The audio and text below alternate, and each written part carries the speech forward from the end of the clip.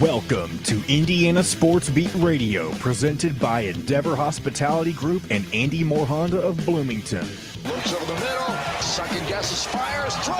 Does he make the catch in the end zone? Yes! Touchdown! Oladipo to win it. Another one! He got Another one! Oladipo! Another one! Huge hole! He's at the 30! He's gonna go! 10, 5, touchdown! Jonathan Taylor! Galloway finds Rob Finnessy, who fires the three, and he hit it!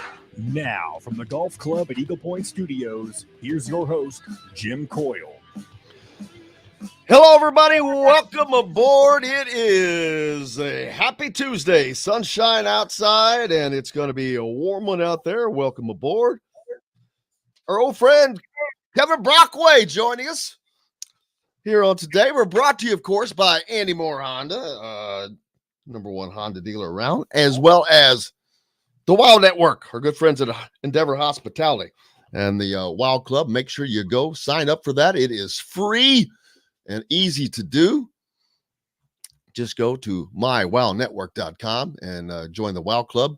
Southern Stone Restaurant, Courtroom Sports Grill, Feast Market and Cellar, Cabello, Courtroom, Metalworks Brewing Company, just a ton of places that, including and BB's Market, most of all, where you can order those great steaks for grilling and sausages. Kevin Brockway, he loves a great steak.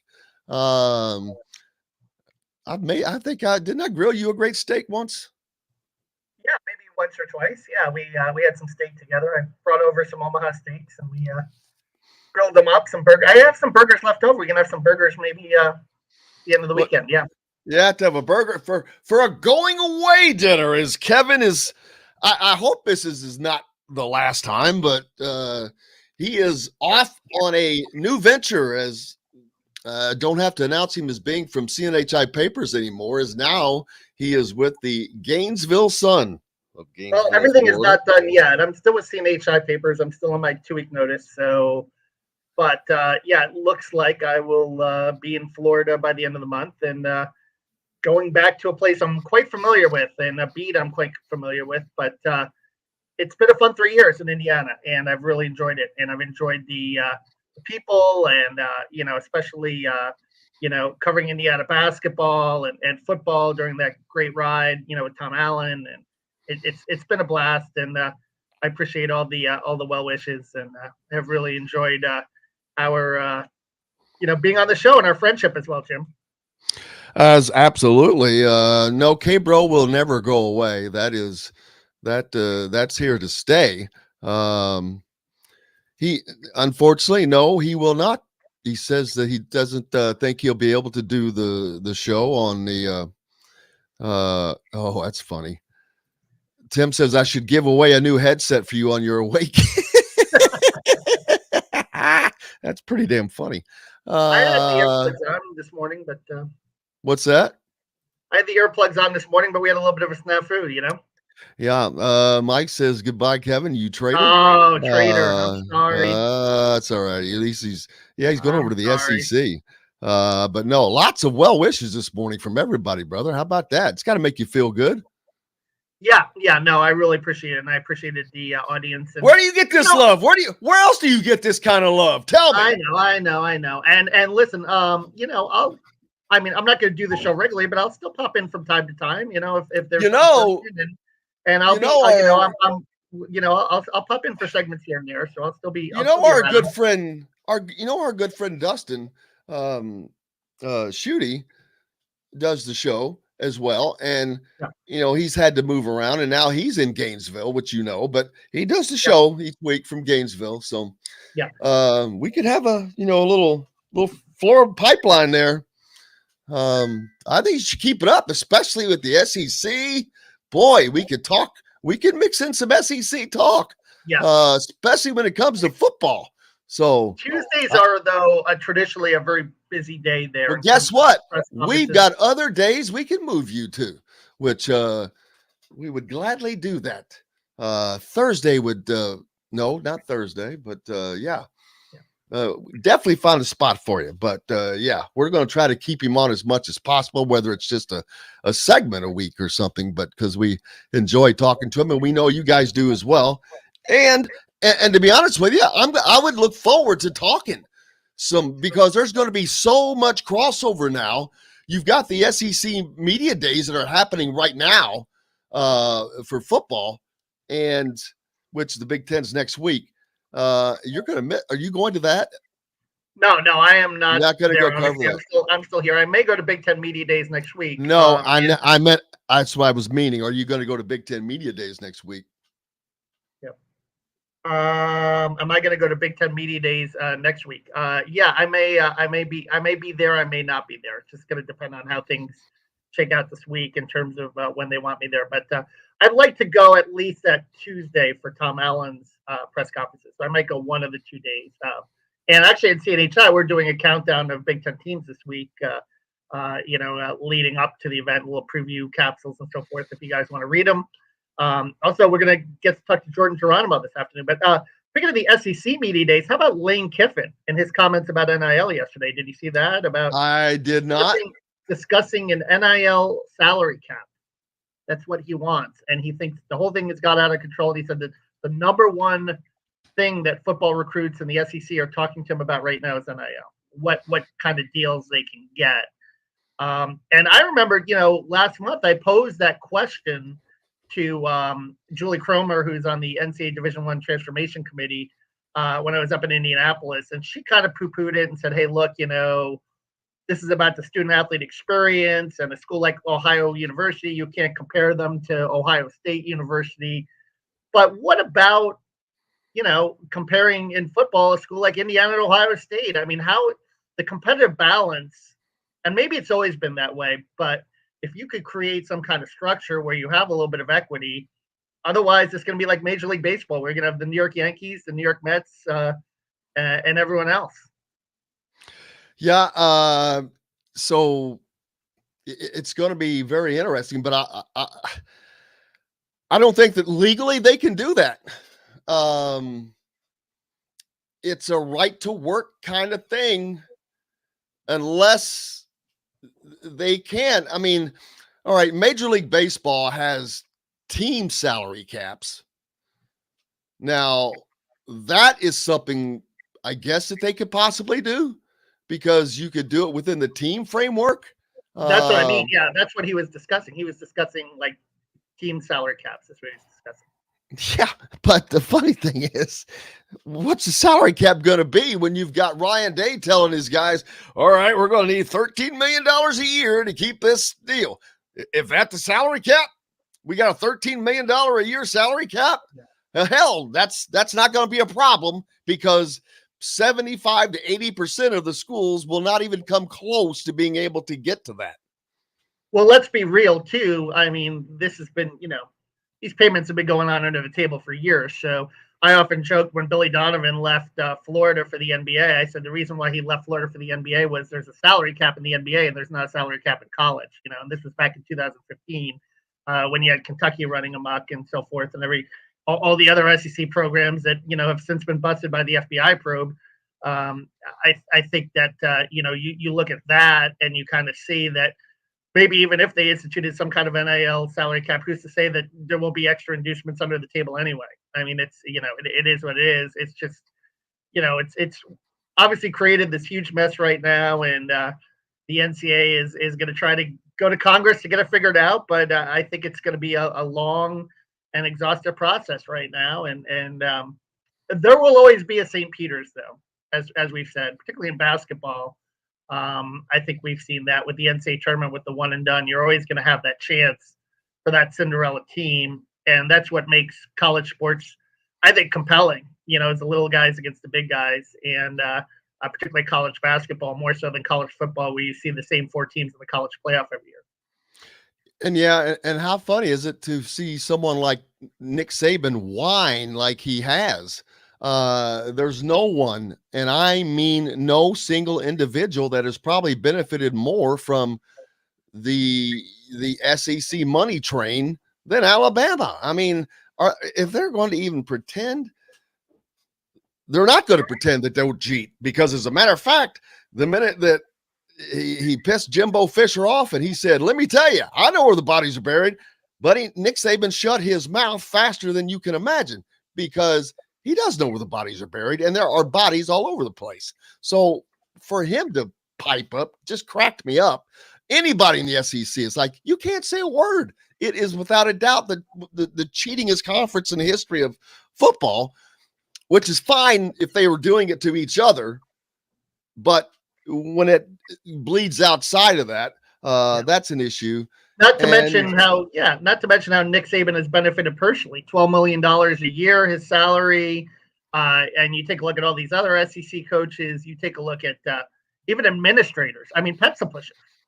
I mean, go to an average athletic department and look at some of the salaries of like of people. I mean, we're not just talking about athletic directors. We're talking like assistant athletic directors, how many assistant athletic directors there are. All that money is being generated off the backs of student athletes, particularly in the high revenue sports and football and men's basketball. And I think it's taken decades for people to grow wise to that. And it took the pandemic with layoffs for people to realize, hey, look, if these student athletes don't work during a pandemic, there are going to be a lot of people out of jobs. So I think it really showed during that period of time that, hey, look, that these student athletes deserve a slice of the pie. How much, who knows? But it's really come to kind of a tipping point here since the beginning of the decade. Let's see. Wyatt with a comment early on says, not sure if it's races or if he was just driving, but I saw on Snapchat yesterday, Trace and Race were driving a Lamborghini through Bloomington. Well, there you go. You see a Lamborghini in Bloomington, there's a good chance it belongs to a player now. So Bloomington's going to start looking a little bit like Lexington, Kentucky, it sounds like. Joke there. Speaking of that, going to the SEC, that means Kentucky basketball. Yeah. How about a salary cap there? All right. It's been rumored that Oscar Tshiebwe has a $2 million deal. They're still waiting to land the Wagner kid, right? Yeah. Okay. Number one recruit in all of basketball. Do you think he's free? Oh, no. And if that is the case, and they know that, there's no way that I'm not saying he's going to get that because Tshiebwe was the perceived player of the year or the player of the year, but I bet you it's going to be a 7-figure deal. But who's going to hire Wagner's dad, right? Well, Penny Payne at Louisville. So that's an interesting recruiting battle there. It's going to be. Well, they have his grandfather. No, they have his grandfather on staff. His grandfather, yeah, that's on staff. Yeah, so you've got a relative there, you've got a connection there, and that's going to be an interesting in-state recruiting battle for sure. It already is, but Kentucky seems to be in the lead. But my point is, if they do land him, I promise you, it's going to be with a 7-figure NIL deal, and therefore they will have. If that turns out to be the case, and right now I'm just prognosticating, but if it does, that would give them 2 players with 7-figure deals. And as I've always said, they had the highest payroll in basketball, and that will not change. Yeah, no question. And Rupp Arena is an interesting place in Kentucky basketball. Look, I covered many games there, and they certainly have an interesting atmosphere. And it'd be nice to get that Indiana-Kentucky series back. I know Mike Woodson is working on that, and John Calipari apparently has at least listened somewhat, but I don't think John Calipari will ever step foot in Assembly Hall again. Good. So, if it happens, it's going to have to be on a neutral side. No, he got his ass kicked, and he won't be back. Hey, we got to take a break. Great show today lined up. Mike DeCourcy, of course, will join us. Chronic Hoosier is going to join us, and the great Kyle Guy, former great a national champion from state of Indiana, from played at Virginia. Tony Bennett, looking forward, and they have the Tuesday night league that looking forward to talking about that. David Faraday leaving for the LIV. So pretty funny. You got the All-Star game going on with Kyle Schwarber getting screwed last night. Did you see that? I didn't watch the Home Run Derby because I've been enthralled with the last season of Better Call Saul, which was great last night. And I didn't see unbelievable. The first two episodes of this. Well, we'll get back to Better Call Saul, but we'll talk about Cal Schwarber. Yeah, he got screwed. They didn't count a home run, which would have tied him with Pujols in that round. So that Big Ten Media Day is coming up. The AJ Barner, Cam Jones, the Taiwan Mullen, the players announced for that, and much more as the U.S. women's team defeats Canada to reach the Paris Olympics. So lots more coming up with the great Mike DeCourcy, senior writer from the Sporting News. Back with all that and more right after this. We'll be right back to the Golf Club at Eagle Point Studios for more Indiana Sports Beat Radio with Jim Coyle, presented by Endeavor Hospitality Group and Andy Moore Honda of Bloomington. Whether you're visiting Yikes. You see that? Four players at Ohio State signed a $500,000 NIL deal. Are you kidding me? Good morning, Mike. Good morning, guys.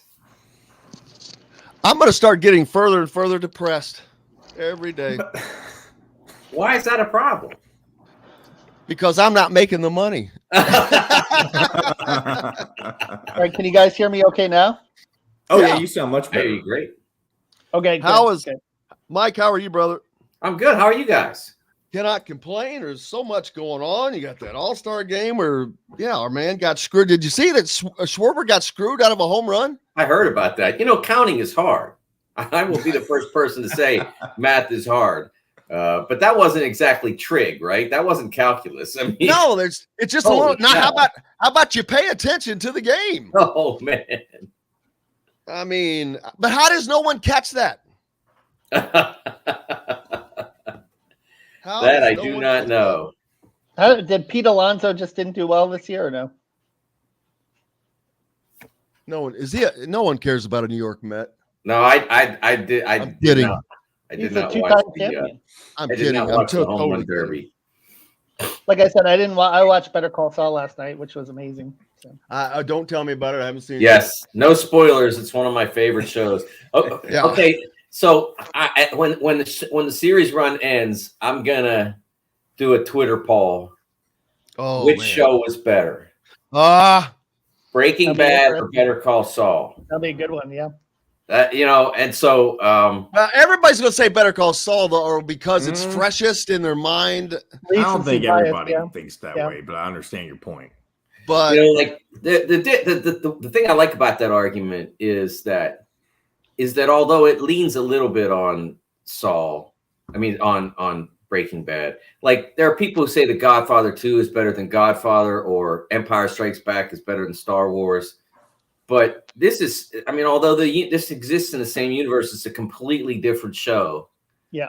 And so I think it's a fair discussion to have. And how about Cheers and Frasier? That's kind of the spinoff. Yeah, exactly. Yeah, the two completely different worlds. But we're talking about two great. Breaking Bad, considered one of the greatest shows of all time, and then now, if you're going to put Better Saul up there in that category, it's certainly in the neighborhood. I honestly like it better, in part because there are more people to root for. Yeah. Well, actually, there's less people that are actually breaking the law, and oh man, they do some bad things, but they still are reasonably likable. Here we go. Through Friday. If we're not on a station where you live, we should be. Ask for Indiana Sports Beat Radio. This segment is brought to you by BB's Market in Bloomington. Now back to the Golf Club at Eagle Point Studios for more Indiana Sports Beat Radio with Jim Coyle, presented by Endeavor Hospitality Group and Andy Moore Honda of Bloomington. Welcome back. It is Tuesday, and that is always a great day. The senior writer for the Sporting News, Mike DeCourcy, joins us, and he's here now. Mike, a little bit of bad news. This is K-Bro's last normal day with us. He's off we're gonna miss to him, man. Gainesville. He's going back to Florida. He wants the irony. He wants to be closer to his Mets, and he's moving farther away. So what's up? I think he knows they're going to disappoint him at the end of the year, so he wants to be in Florida where he can not feel as bad. Actually, I want to be closer to the Hurricanes. That's my there you school. go. You know what I mean? That's the way it works. Wait a minute now. You're covering the Gators, and you're just sitting there talking about you will be closer to the Hurricanes. Better be easy. They all know that I'm a Hurricane fan down there. They give me a hard time about it, but I'm a professional. I do my job. But closer to the beach, I think is more like it. There you go. I think that plays into it too a little bit, Jim. And I'm sure you'll be down there visiting because I know you like to go to the cigar bars in Tampa and Fort Myers and the like. Well, certainly there's so much sports to have to cover down there. That's all that things that you just meant. All those things you just meant. Those are ancillary, of course. Yeah. Ancillary, man. Come on. It's all hard work and all that good stuff. What's going on with you, Mike? How you been? I've been good. A little sleep deprived because I was up late last night writing about the United States women's national team in the CONCACAF championship against Canada. What a statement they made. I mean, they didn't score but one goal, which was enough to win. But there had been a lot of discussion lately. The ESPN put out a list of the top 50 players in world soccer, women's world soccer. And there were only 6 United States women on the entire list, and hardly any of them were in the top 20. And that the Guardian had put out a list of the top 100 players 8 months ago, and there were only 3 in the top 50. And so they're trying to, there's this idea that the United States women's national team is falling behind Europe, even though they won the most recent World Cup, even though the team to which they lost in the Olympics last year was from right up north, right over the border, Canada, that eventually became the gold medalist. So last night, without 6 players who could potentially be regulars, including their most talented young player, Catarina Macario, and their most indispensable player in terms of the depth of the position in the program, Julie Ertz, who plays as a defensive midfielder, and there are not a ton of those at a high level in the U.S. women's national team. Without them, they went out and they just absolutely clobbered Canada. And the score doesn't say it, but we've all seen games like that where the final score doesn't reflect the absolute control that one side has over the other. But that's what we saw last night. They deserve to be criticized for not finishing the number of chances they created, but creating all those chances against a Canada team that they were at 13. I think it was in their game in the semifinals. 13 of the 15 who appeared were on the Olympic team last year. So it's really an intact team, a veteran team, and a very young United States team just shredded them.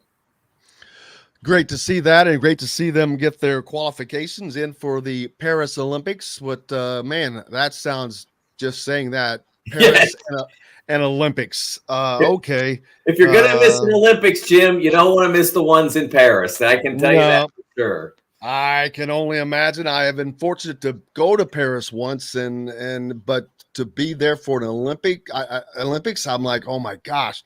Because when I was in Paris, I felt the reverence as I think I should have, because I'm like, I come from a country that's great, has great history, but now we're talking history. We're talking millenniums and just going back. And hell, they had buildings that were older than our country. So and I love that stuff. And unfortunately, Notre Dame was one of those. At least when I was there, it was still intact. I did not get to go inside. The worst thing that made me mad is and I may have told this story. I was with a buddy. We were there for business, only there for 2 days, I think. And I'm like, all right, we got to go to the Louvre, man. We've got to go to the Louvre. So we go to the Louvre. First of all, did you know that most of it is underground? I did not know this. Is all of it? I guess maybe all of it. Some of it is underground. You go down to enter, but eventually I knew that there was buildings all around it, and I didn't know if that was part of the museum or not, above ground. But yeah, you go through this great glass structure to go down. But guess what? Get there, and it's closed. Closed for cleaning. Closed for cleaning on a Tuesday. I'm like, who the hell closes for cleaning and they do it every Tuesday? And I'm like, of course, the day I come to go see the Louvre is a Tuesday, and they're closed for cleaning. Let me tell you, in 1992, when I covered the Olympics in Barcelona, my wife came over at the end, and we made a two-stop vacation, one in Monaco, and then we went to Paris. And she had planned out the trip because I was getting ready to prepare to cover the Olympics. So she planned out the trip, and she said, "Okay, we're going to do this, this, and this on Saturday." We saw the whole city on the Saturday we arrived. And then we were going to go on Sunday. We were going to go to on Sunday. We were going to do some other stuff. I think it was Monday. We were planning to go. I think Sunday was the day we went to the Louvre, and then Monday we were planning to go to Versailles. And that was and right in the middle of that we discovered, no, Versailles is not open on Monday, so we had to go back. That's the thing. So you missed the chance to go to the Louvre. Now you have to go back. But I will say, Jim, this is totally off topic, but I tell people all the time, if you can only go one place, like one huge vacation in your life, that's the place I'd go. I've been a lot of places and loved a lot of places, but nothing's quite like Paris. I have to agree because it kind of feels safer there still, but there's so much different history, and then if you forget about the history, there's so much other things. There's beauty. What's his name is buried there from the Doors? Jim Morrison, yes. Jim Morrison is buried in Paris in a cemetery that I guarantee you will see on your way to any hotel you're going to from the airport, because it's one of the biggest cemeteries I think I've ever seen.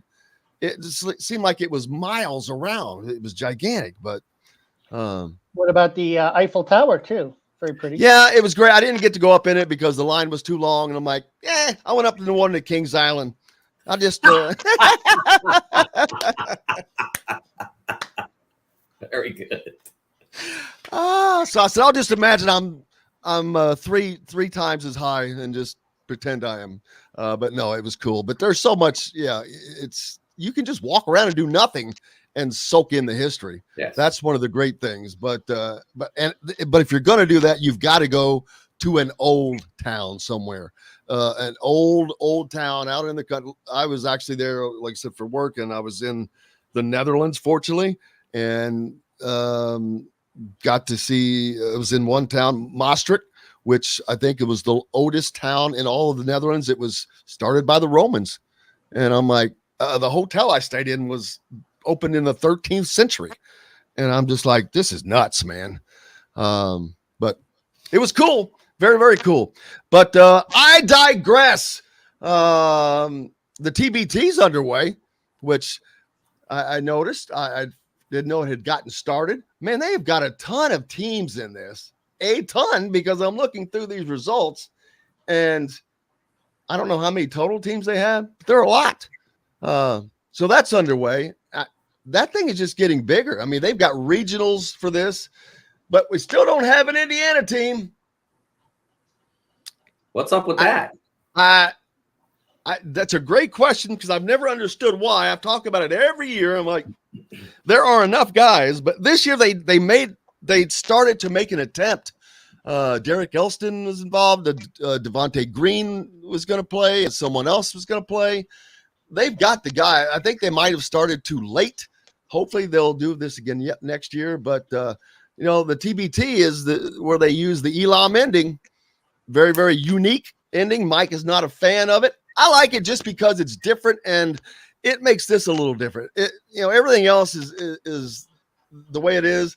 I think that the TBT kind of stands out because of that. It makes it different. It's a different tournament anyway. For something like this, or the NBA All-Star Game, look, I don't care if you play on pogo sticks, because it doesn't matter to me. Where I sort of stand at the gate is the people who say that college basketball would be improved through this. No, I don't agree with that. And we've got 100 years of history nearly. We're past 80 NCAA basketball tournaments. We've seen the game grow and grow and grow. We don't need this to get more people in the door. I mean, it's not the way the game should be played. The clock is an essential element of the game of basketball. It's as if you took away dribbling if you take the clock away. So, that's I don't have any objection at all to TBT using it, because it's not really, I'm not really into the basketball tournament. It's not something that I'm, concerned about. No, me either, because it's not going to happen. And that's what kind of makes them different. Otherwise, I think that they maybe wouldn't get as much attention, but it makes them different and gives them something else to show. So, and if you have the Elon ending, then Indiana Syracuse would have never happened because of the missed free throw by Derek Coleman. NC State Houston 83. I mean, NC State got back in the game with all the missed free throws in the clock too. That's compelling theater, I think. Sending someone to the free throw line late in the game and giving them a chance to win or lose it. You do not get North Carolina State coach Jim Valvano running around if they win by the Elam Mending. No. That does not happen. That does not, and the Elam Mending does not produce those emotional outbursts. And those are some of the greatest memories in all of sports. There's not just his, there's just too many. I mean, Indiana's cracks me up. You mentioned Syracuse. I just remember the shot of Bob Knight at the end where he was trying to not show any emotion, as he always does. And when that shot went in, it was like you could see his face start to contort, and then he brought it right back. I mean, I swear, you can go back and look at it anytime. I mean, you can see his face just go up with it, and then he just brings it back like, yeah, that's what I planned. It's funny, but you lose all that. So no, I am not for that at all. But I enjoy it in the TB Championship, and I will enjoy watching that. The final for this thing is in Dayton, over at Dayton Arena, which is a great little arena that I'd been in a long, long time ago, but it must have been when I worked for CBS back in the old days, working NCAA games. But they have definitely. Oh, we didn't play there. No, we played at the one downtown, the old Cincinnati arena on the river. Yes. I don't used to be called Riverfront Coliseum. It's got some bank now. Fifth Third Bank. Yeah. No, it's not Fifth Third. Fifth Third is the Bearcats' home. Actually, I am wrong. It was U.S. Bank, but now they changed it again. So not sure what it's called. The interesting thing about Cincinnati, I mean, I lived there for 20 years. They need a new arena, but they have no reason to get one. So they're kind of stuck with this. But back in the day, I'm sure that it was a good arena, but it's not, they've got an NCAA tournament that they were granted, I think coming up in a year or two. I can't remember the exact year. But they were granted a first round site there, and there was some understanding that they would be doing something about the arena situation. And I don't know that that's happened. So not sure where that'll go, but actually, when I did it, this was one of the first rounds. They did not have the play-in round back then, and there was actually a site in Cincinnati and Dayton that year, which is very odd. So I ended up getting to work both of those. I did that as well. Yes, we probably passed each other, didn't know who we were. Yes, I promise. Yeah, I was back and forth. It was they'd play Thursday, Saturday at one site, and then Friday, Sunday at the other. So I'm like, okay, cool. I'm Wednesday. Two ships that passed in the night, right? Yes. At some point, Kev, I said, "Who is that guy? Is he annoying?" Said he's really annoying. He's everywhere. I don't know who that guy is. One thing that you can say about the basketball tournament, one thing that's really interesting is what a sort of an advertisement for not just the sport of college basketball, but how much it means to the guys who play. I mean, a lot of people sort of kick it around and have over the past couple of decades, but when these teams are formed, the vast majority of them are guys who played together in college, connected because they played at the same college. They sort of try to build fan support among the people who followed them when they were college players. You don't see a lot of G leaguers saying, "Hey, let's get together under the banner of the Bakersfield Jam or whatever." You know, they for the most part they're going back to the schools where they played, and I think that's a nice little statement about the enduring popularity of the college game. We see it everywhere from St. Joe's in Philly to Albuquerque.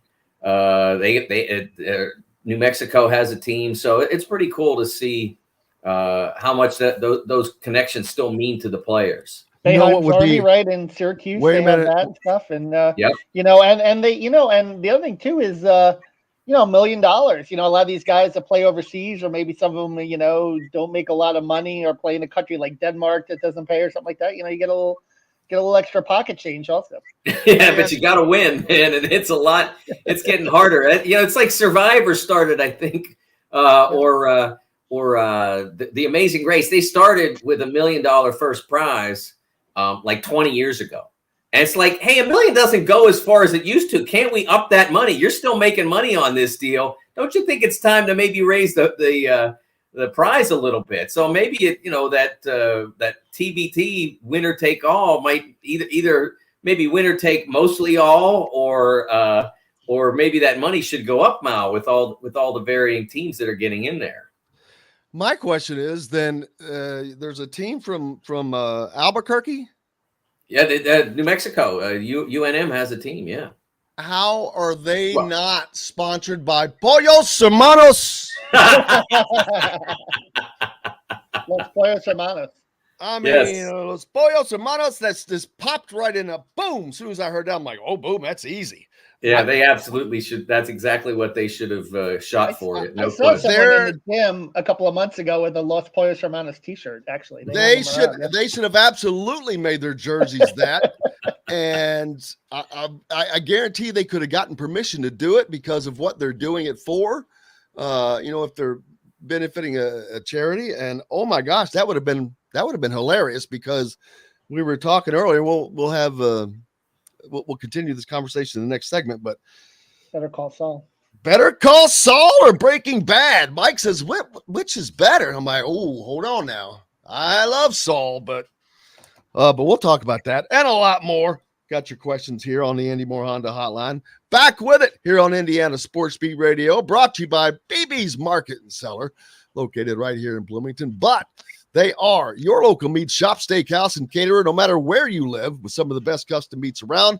BB's Market has the largest variety of in-house made products as well. You can find them for online ordering. Visit bbsmarket.com. All part of the WOW Club, by the way. Huge sponsor of IU Athletics and Indiana Sports Beat Radio, more importantly. So make sure you go sign up for your WOW Club card simply at any of your app store, Google App Store or Apple App Store as well. Back with Mike DeCourcy and K-Bro, Kevin Brockway, right after this. We'll be right back to the Golf Club at Eagle Point Studios for more Indiana Sports Beat Radio with Jim Coyle, presented by Endeavor Hospitality Group and Andy Moore Honda of Bloomington. The sun is out. Well, there you go, Mike. There's 20,000 per game. Ladies soccer. Jim, I don't think I was quick enough for your Los Pollos Hermanos logo. No, I knew that. I knew you wouldn't be able to pull it up in time. What, the commercial? No, I just wanted. He asked me to pull the image up. That's okay. That'll be for later. We'll just pop it in. But there's a Los Pollos Hermanos commercial on YouTube. How? I'm surprised that no one has actually not started that franchise. Are they illegally allowed to, even though it's a probably not. No, I meant with the permission of whomever, and give them a cut, because especially out in the Southwest, maybe it would be. I think it would be funny. Chicken Man. The Chicken Man. It might be hard to get people to go inside. You don't know quite what would be going on aside from the chicken. You'd be like going, "Hey, can I get the?"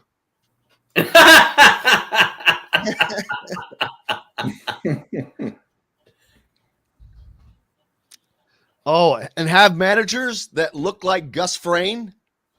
Oh, that would be awesome. Everybody would have to be like totally tucked in and buttoned up. And God. yes. It sounds like a good tourist attraction that they could put wherever they film the show at. You know what? They could have, if you had just enough, it probably would be a tourist attraction. It would be kind of like the restaurant that they did out in LA that was, I've never been to it, that was in Pulp Fiction, that they have all the old time famous stars that were waiters. Right. I mean, it's kind of like that, I guess. For a long time, there was a tour in New York, and I don't know if there still is or not. They might still have it, of famous spots from Seinfeld. Including Diner and various other things. But they had a tour that you could take and hit all those spots. For all the times I've been in New York, that's not one thing I've done, but it was pretty popular in it, when it hit.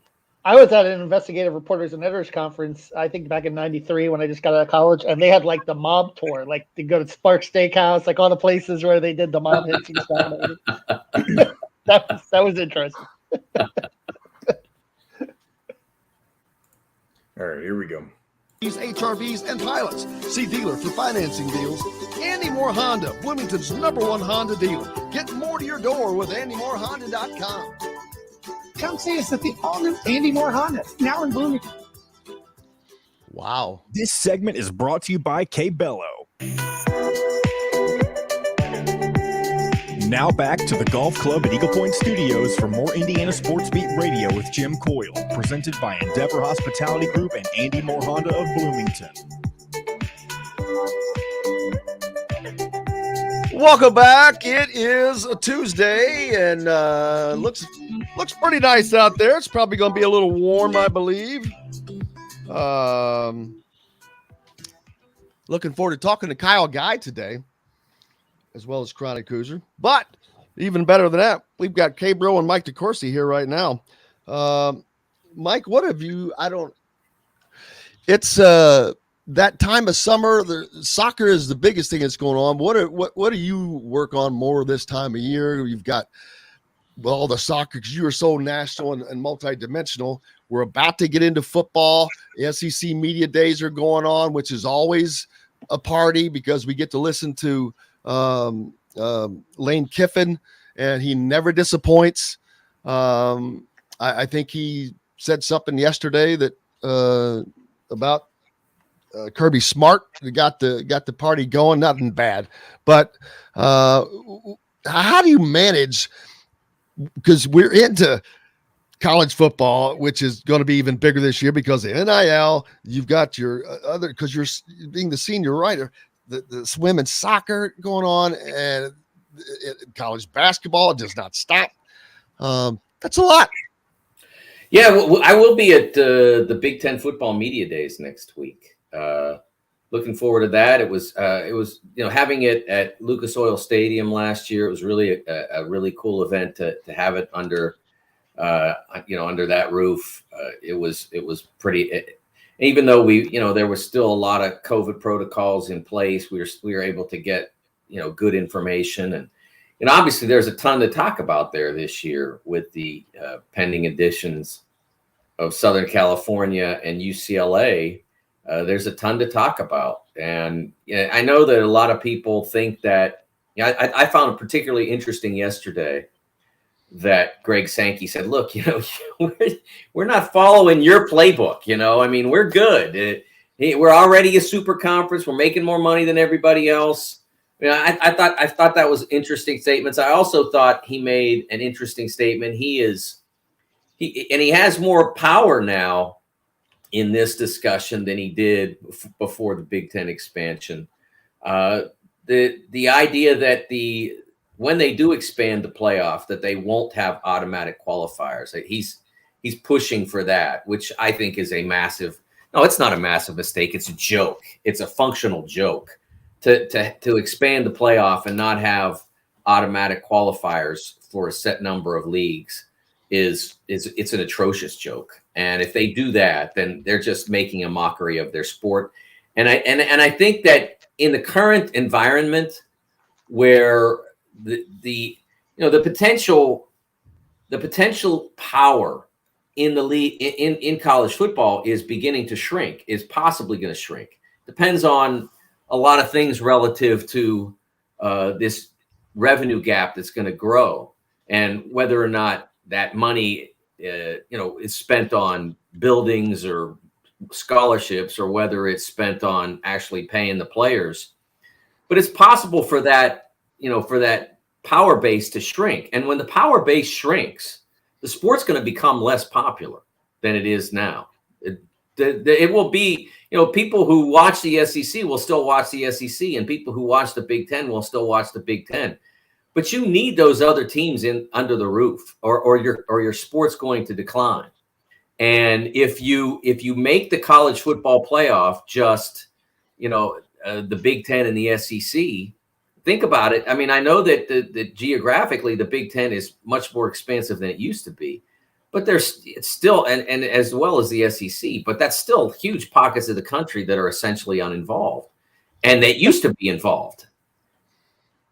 What pockets are we talking about, though? Because the Northeast doesn't really care about college football, and now the Big Ten has got the West Coast. Doesn't really care is true, but it's not that it's not. It's certainly less. They care about their teams that are based in the Southeast. Yeah, it's less popular there than it is in, say, Alabama. But there's still a lot of people up there that watch college football, and if you make it a disincentive for them to follow the game, your sport's going to decline. And we've seen that in baseball.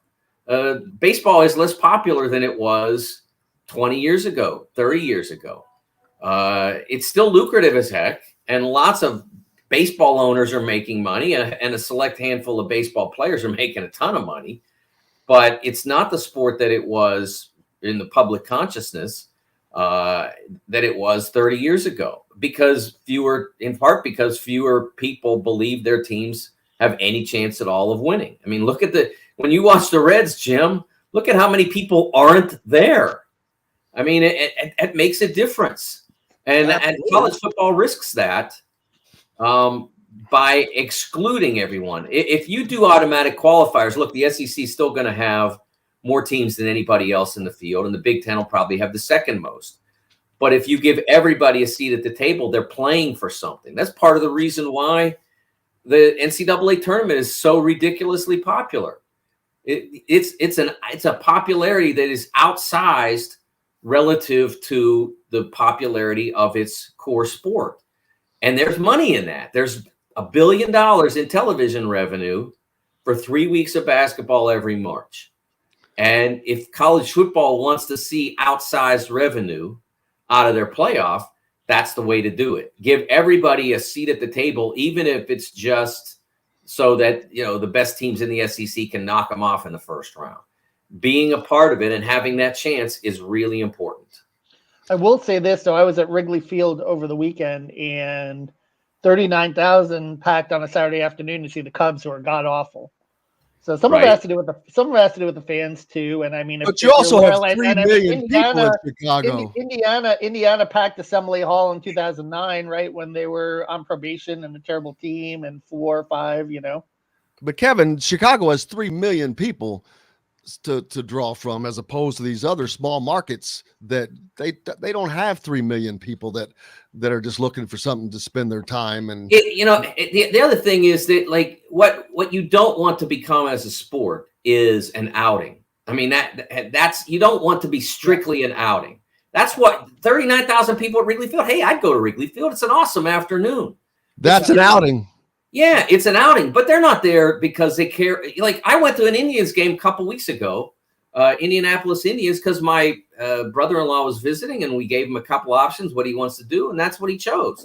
So I'm there, and the place Saturday night was pretty close to packed, but nobody really cared who won or lost the game, and that's not what you want your sport to be, because it's not, in the end, it's not revenue generating in the same way that significant passion about who wins, like in the Super Bowl.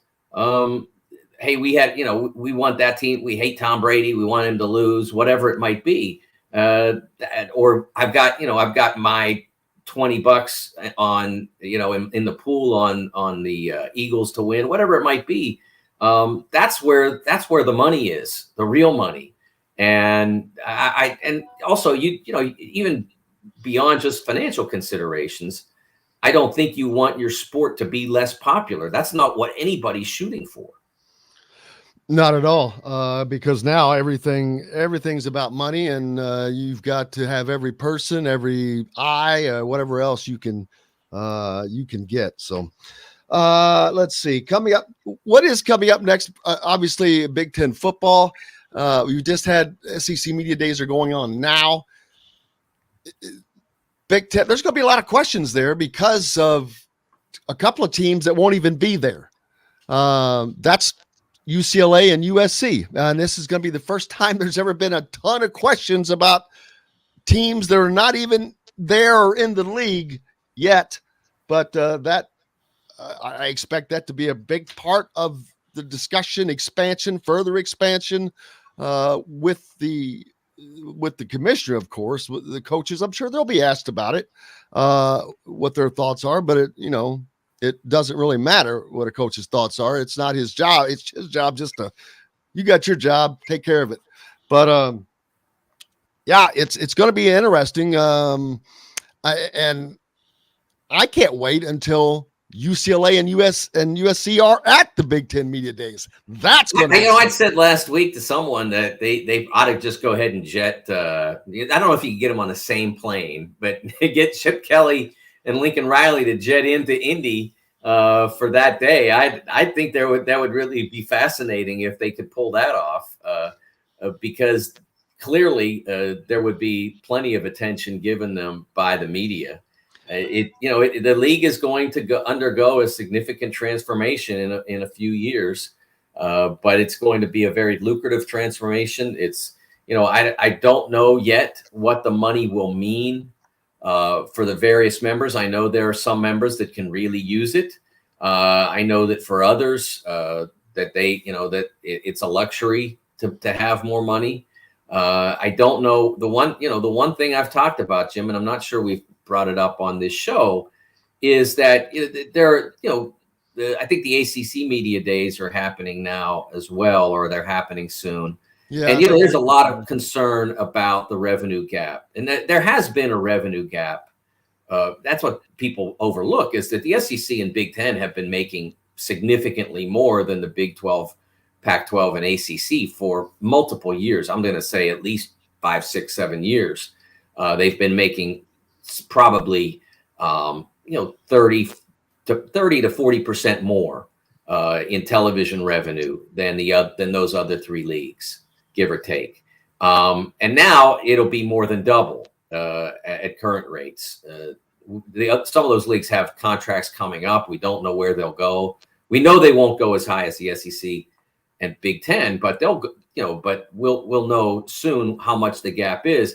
The question about the gap is that money, it makes it easier to pay the bills. It makes it easier to keep your coach if you like him or her.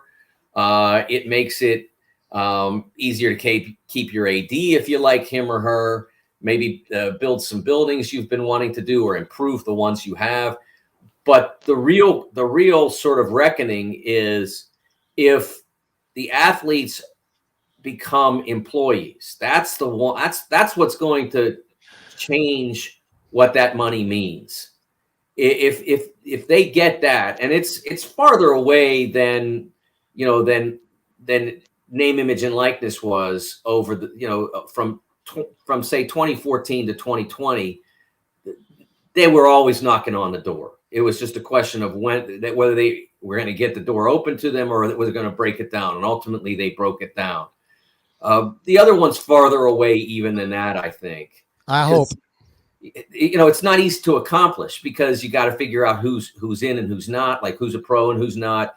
You have to organize. I mean, how do you organize people who are transitory? College football players stay 3 years, the best, and then leave. Some stay 4 or 5. Some college basketball players are out in a year or two. So it's hard to organize all that. there has been in the state of California some push to professionalize the schools, the state schools athletes. That hasn't gone anywhere. It didn't get any traction in the spring. So if that happens, then that changes. California kind of start the NIL ball rolling. They kind of did. I mean, NIL, like I said, from 2014 when the O'Bannon case was there, it was always knocking on the door. And California finally said, we're tired of you not doing this, so we're going to go ahead and break the door down. And then everybody followed with their own legislation, not literally everybody, but at least I think close to 30 of the 50 states. So that's the question that you have, is whether that money alters the competition. And if it does, it certainly will change how college sports operate to a significant degree. And, so if I'm Big 12, Pac-12, ACC, I'm even less interested in that than I am in the Big 10 or the SEC. And I don't think any of them is really interested in the concept either. Of course, I remember Ed O'Bannon as the bust draft pick for the New Jersey Nets, and he's come a long way to be the NIL poster boy, forerunner to name, image, and likeness in college sports. Yeah.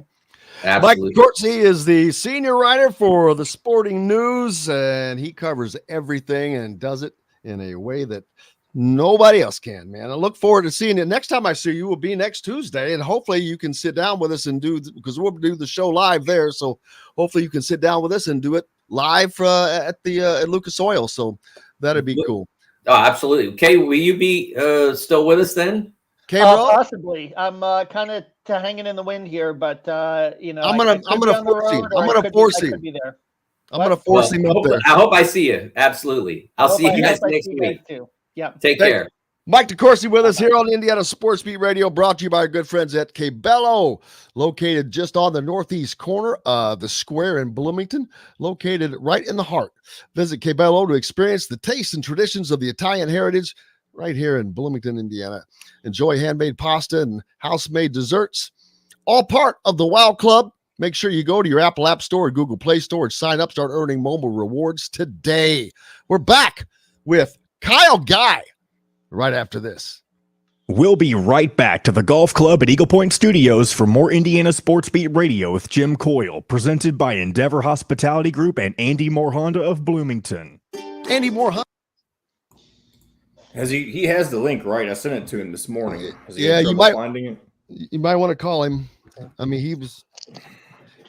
I'll send him a text with the link if he wants to use it through his phone. Well, let's hope he doesn't, but I hate phones. All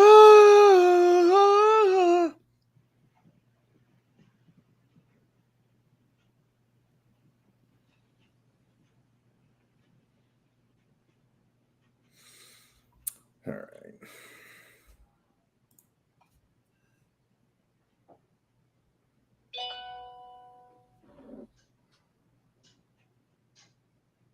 Well, he's acknowledged everything.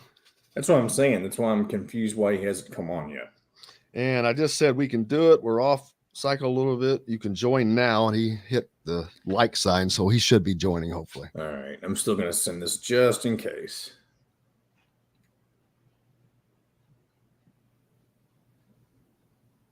All right.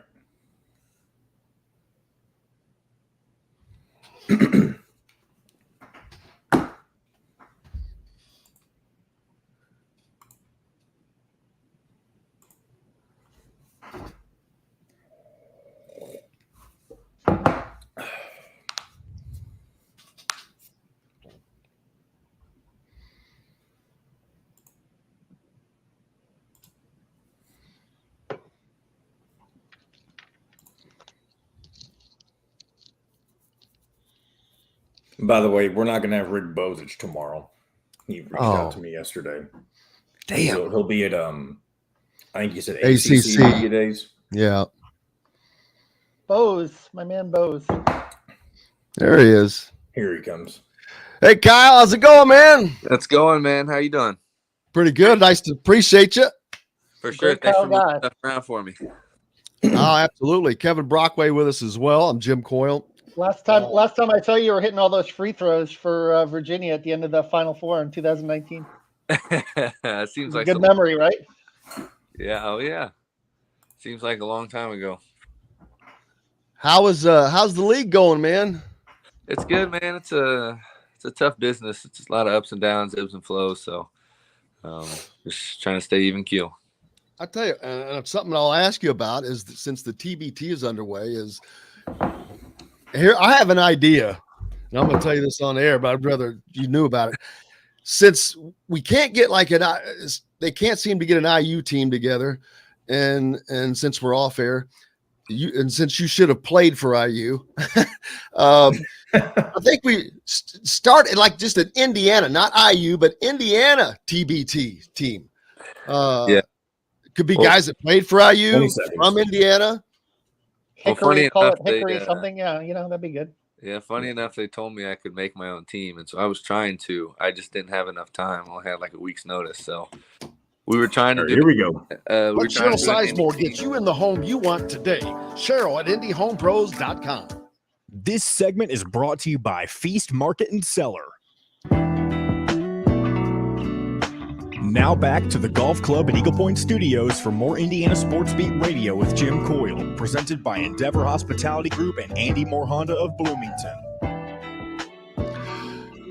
Welcome back on this Tuesday. It is a good-looking day out there and fun here as Kevin Brockway is with me, but now we're joined by former Indiana native, national champion, league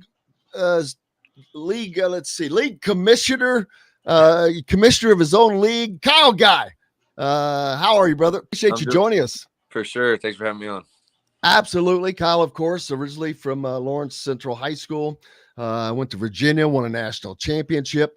And just still very popular around the state, very well known. And now you've got your own league going, which has got to be fun. The Tuesday night. You could have just called this the Tuesday Night League, but it's a little bit better than the old-fashioned Tuesday Night League. Yeah, no, it's great. It's called the Dizzy Runs Pro-Am, and this is our first year doing it. We had a fantastic turnout week one, which was last week. So week two is tonight, actually, at Mojo Up Sports Complex. We had over 2,000 people come to the first week. And this week we have even better players, better names. Mason Gillis from Purdue's coming, a couple NBA guys. So it'll be a good night. Yeah, and is it free to get in? Yep, it's free to get in, and they serve beer and wine there. So people, did you hear that? You can go watch some incredible, really good basketball for free, and see guys that you probably wished you could have seen a long time ago that you could probably get a lot closer to now. Mm-hmm. That sounds awesome. How did this come about? And beer and wine too, which they don't serve at all. That's pretty good. Yeah. And beer and wine. Well, they do, but just to the money people, baby. What got you into why did you want to start this tournament? Yeah, I don't know. This summer for me is just all about giving back to the city and the state. And I just felt, last summer I was going to LA to play an open gym. I was going to Miami to play an open gym. And, I just had a kid, so I wanted to stay close to home. I was like, man, why not have one here? Like, this is the best basketball in the world, this state. So why don't we have one? And so last summer we had a bunch of just like private open gyms for select players. And, we got so many good players so quickly that we were like, we might as well make this thing a league. So all those things going together just made it easy. And like you said, there's new generational players. There's a few players, that you maybe haven't seen or heard of in a while, like Krishan Hopkins and Andre Owens, guys like that. So it's a good mix of just great basketball through and through. And there are a ton of people that are still involved in basketball, like yourself, in the Indianapolis area.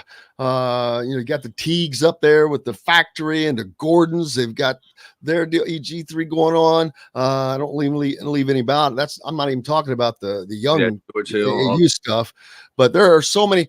Do those guys, any of them come in and play in that? Yeah, so Marcus Teague played in it last week. He's playing again tonight.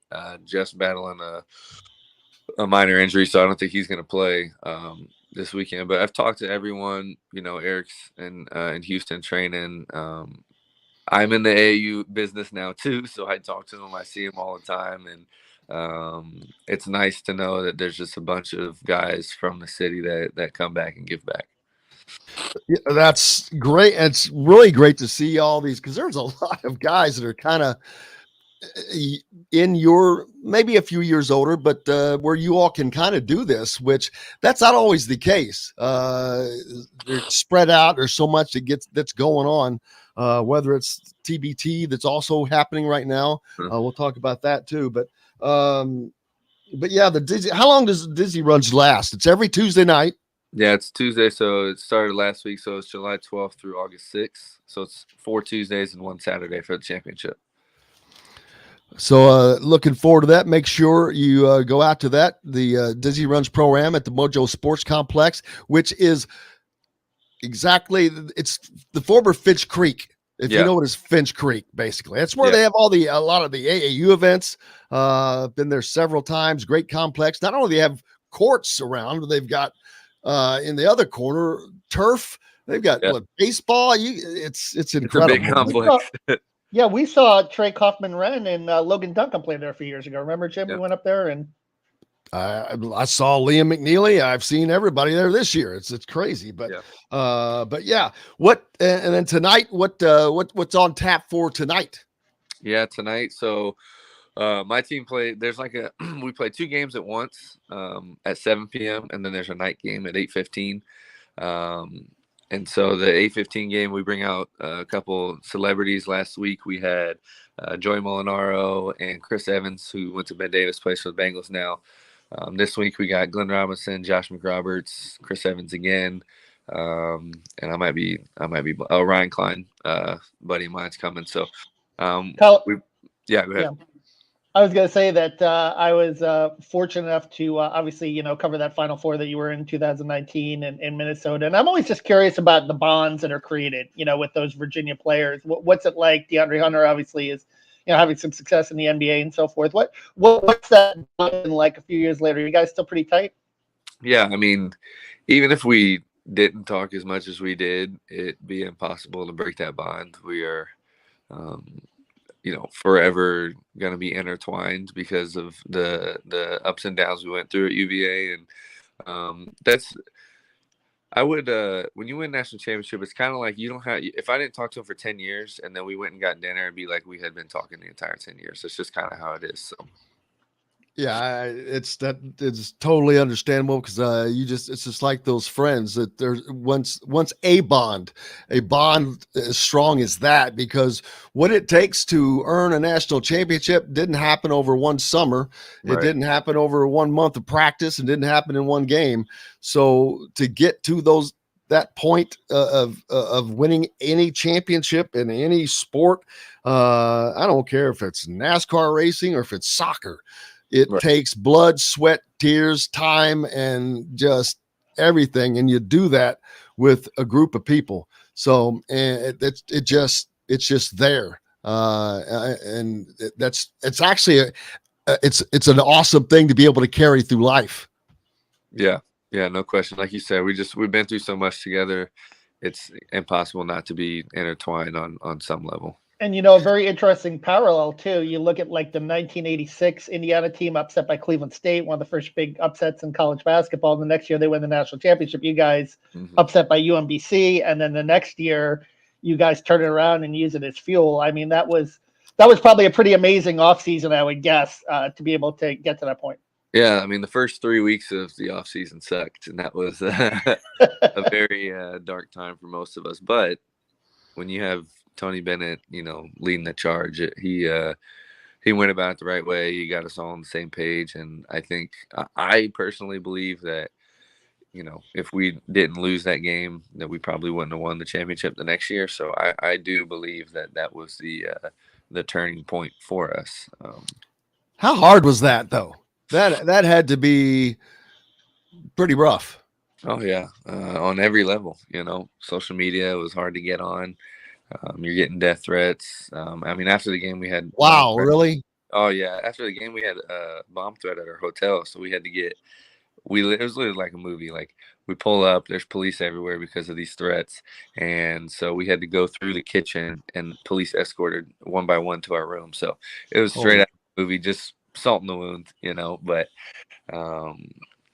but yeah, I mean, there was just a lot to unravel and heal from, because it was more than just like losing that game. It was the pressure we put on ourselves. We were number 1 seed the entire freaking year. We only lost twice. We were 31-2. So we were on pace for this historic season, and it still was, for good and bad reasons. So just a lot to unpack. And, after we got through that probably first month stretch, after we lost, I think everyone, turned the page and started writing a different chapter. Well, it was a great chapter to come back from. And I wonder where that guy who ever called in the bomb threat nut jobs, where he was the next year. But I'm glad that none of that stuff came to fruition. But congratulations. Well, talk about the, winning it. I know it was great, but going through life now, being a national champion, knowing I got this. Nobody can take this. I'm talking about the ring, baby. Nobody can take this away. I've got this forever. And it doesn't even matter if I lose the ring. It's still, I've got the ring.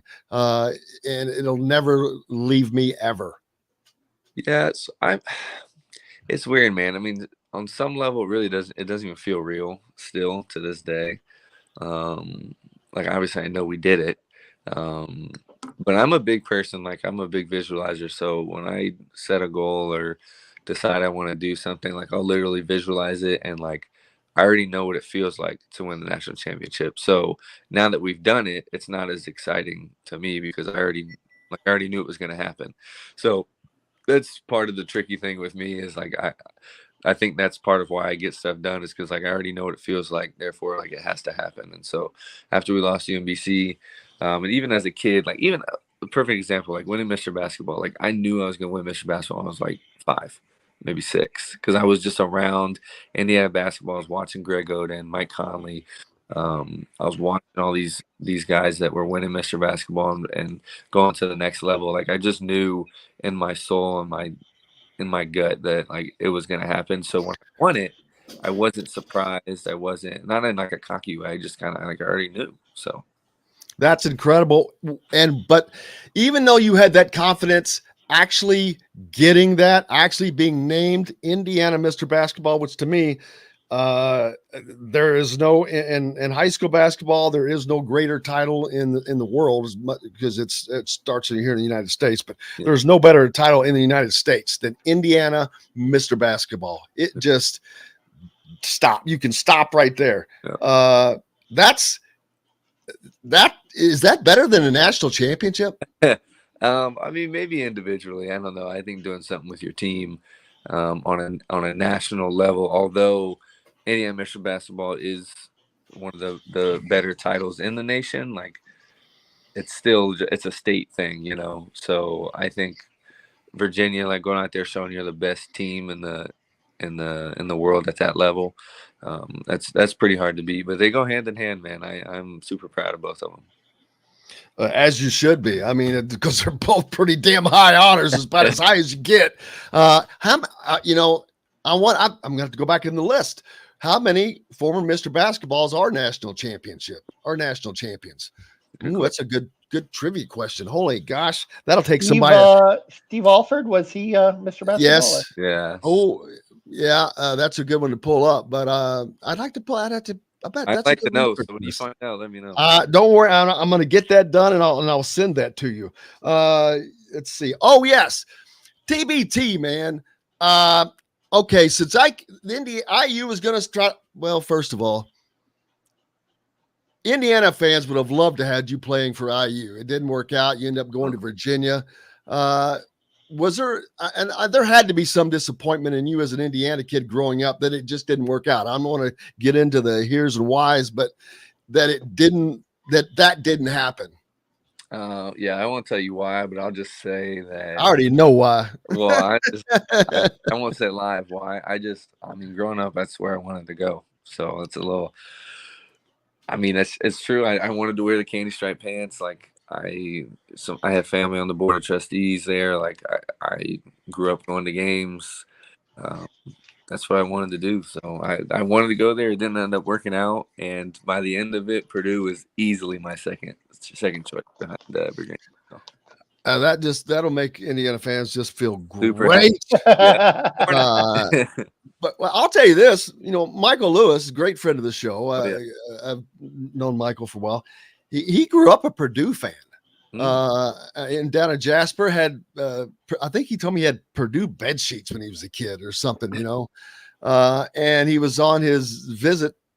Purdue was recruiting him. IU was recruiting him, and he's on the visit at IU, and his mom and dad are in the office, and he's sitting in the chair, and Bob Knight walks in, sits down. Well, Michael, how are you? What do you think of IU basketball? Oh, it's great. Yeah. Could you see yourself playing here? Oh, well, yeah. All right. And he said, Knight stood up, slapped him on the back, said, talk to you later. And he said, out the door he went. He said, he turned around, and his parents said, what the hell just happened? He said, I think I'm going to IU. That's awesome. I swear to God, that came from Michael Lewis. So that's awesome. It's just funny. But it is, yeah. And another one I just heard the other day, holy crap. Oh, Larry Bird. When he was finally recruiting Larry Bird, he was down there in front of him, and the coach leaves the office, says he got a phone call, and comes back in and says, Larry, that was Purdue. They just want to confirm your visit next week. And Knight said, that BS ain't happened. He goes, Larry, I want to know right now. Are you coming to Indiana? If I need to know right now. He said, well, okay, yeah. So they canceled the Purdue visit. Yeah. It's funny how the old recruiting stories are, because I don't think you can get those great old recruiting stories today because it's such a different era. Right. Man, are you disappointed about missing out on NIL? I'm not disappointed, no, but it would have. You would have killed it in the state of Indiana. I would have killed it in Virginia too. I tell you, I mean, yeah, it would have been nice, probably have a bigger house, stuff like that. But that stuff's not like super important to me. So, I mean, it would have been nice because I was, as most college players at the time, just, fighting to get by. So it definitely would have been nice. And Ty and Dre definitely would have made a killing, but, I'd rather have a national championship than just NIL. Now, I'd love to have both, but if we were choosing. Absolutely. All right, and then speaking of TBT is underway. IU is going to try to get a team this year. It seemed like they couldn't get together. Yeah. So I've got an idea. I think that since you're so good at this, let's just get an Indiana, not IU, but Indiana. You are from Indiana. You could have played at IU. It doesn't matter. Just get some Indiana guys and start kicking the crap out of these people, man. This is what's supposed to be happening. Show them what the world is about. I was actually in really close contact with TBT because we were trying to make a UVA team first, and it's a good thing. We just have too many guys in the NBA and not enough outside of the NBA, so it was hard to put together a team. And so then I talked to TBT, and they're like, well, do you just want to make your own team? I was like, all right, I'll just make a team with everyone from Indiana. So everyone, all about putting people back on the map. And I just didn't have enough time, man. I had like 5 days to put it together, and we're just struggling. A lot of people had already chosen teams and stuff. So next year something will come to fruition. I can guarantee that. Now, is it going to be more like the state, a little more like the state deal? Yeah. More of the state deal. I mean, we could do a city one was on the thought also, but we just need the whole state is better. Yeah, you can call it Indy Hoops, though. It's still whatever. Indy Hoops, yeah. Well, that's come up some names. I'm glad I thought of all that, so I'll take all the credit. No, I'm just kidding. Man, I can't thank you for thank you enough for taking some time, a few minutes to spend with us. Love to get you back on again as everything progresses. And anything you've ever got going on, let me know. Let's talk about it. Appreciate it. And man, I hope tonight goes well. Make sure the fans can go out to the Mojo Sports Center, former Finch Creek. First game's at 7, right? Yep. So you've got free. Go ahead. No, it's free. Come hang out, man. It's good basketball. free. You got beer and wine available and incredible basketball. Pro athletes out there. I mean, what else? What else? Indiana fans can boo Mason Gillis, right? If he plays, and we welcome. But, it would probably be fun to have a little get some rivalry stirred up, man. Yeah, no, for sure. I mean, Nathan Childress is there. He goes to the IU. He's playing tonight, so there's all right. So you got an IU, yeah. Didn't he have like 17 in a game last week? Yeah, he killed. I hadn't seen him play actually before, and that's a walk on, man. He came down there killed. I told him he has usually been the last few years. He's been the first walk on off the bench. Like if they bring in a walk on, well, it was him and Cooper Bybee before he left, the Ellisville kid, the shooter. But every once in a while, you can get those good walk ons that do something. He can hoop, man. He's good. I told him to transfer immediately, go play somewhere. Kyle, buddy, I cannot appreciate you. Tell you how much I appreciate you, and look forward to talking to you again and seeing you up there Tuesday, up there at the Dizzy Runs Pro-Am at the Mojo Sports Center. For sure. Thanks, guys. Appreciate it. Thank you very much, brother. Appreciate you. We'll see you again soon. That's Kyle Guy with the Dizzy Runs Pro-Am at the Mojo Sports Center. Make sure you go check that out. We've got lots more coming up here, brought to you by our good friends at Feast Market and Cellar, part of the WOW Club, of course. Feast Market and Cellar, located next door to Southern Stone Restaurant on Patterson Rogers, offers an extensive wine selection with a sommelier on staff to help you with your pairing for whatever meal you have coming up. We've got lots more coming with Chronic Hoosier as Indiana Sports Beat rolls on with Kevin Brockway and myself, Jim Coyle, right after this. We'll be right back to the Golf Club at Eagle Point Studios for more Indiana Sports Beat Radio with Jim Coyle, presented by Endeavor Hospitality Group and Andy Moore Honda of Bloomington. Whether you're visiting... Hello, Chronic. What up, gentlemen? That was pretty interesting that Kyle Guy talked about the death threats. I don't know if that's been out there or not, but maybe it has. I don't know about the Virginia team. No, I just broke a story, baby. What'd I miss? When they lost to the 16 seed the year before they won the national championship, to become the first number one to lose to a 16. He said they were at their hotel and they had death threats. The police had to come take them out individually through the kitchen, up into the rooms and stuff. It was like all kinds of craziness. Man, some of these fans, I'll tell you what. But hey, I'm kind of impressed Virginia fans care that much about basketball. I was thinking the same thing, Chronic. I'm like, wow, I'm surprised that they cared that much. But yeah, that was funny. And I wanted to ask him why he didn't come to Indiana, but I've heard stories. But if you heard him talking right then, you heard him how badly he wanted to come to IU. He had family on the freaking board of trustees, and every fan in the world wanted him. I've heard stories. It is, oh my God, it had to be horrible. I mean, God dang it. As I've often said on the show, it's not about picking the Indiana guys. It's about picking the right Indiana guys, right? Well, it wasn't about picking. And it's got to be the fit. Sometimes these kids come on campus for their visit. And impressions are everything, and when the first impression doesn't jive with what you're looking for, it can go south real quick. Even when everything is, expectations seem like it would be the perfect fit. But I'm not going to get too deep into them because they're, unsubstantiated, as some may say. But I certainly have seen a pattern in why some of those recruitments didn't work out for Indiana. Well, for Kyle Guy, I'll just say that I think it all comes back to Tom Crean. Yeah, and that's the relationship. It just comes straight back, and I don't know what went bad there, because you gotta really F it up badly to lose a guy who is basically a legacy. 20 seconds. Yeah, that's just makes me sick. Hey, congrats on the new gig, Kevin.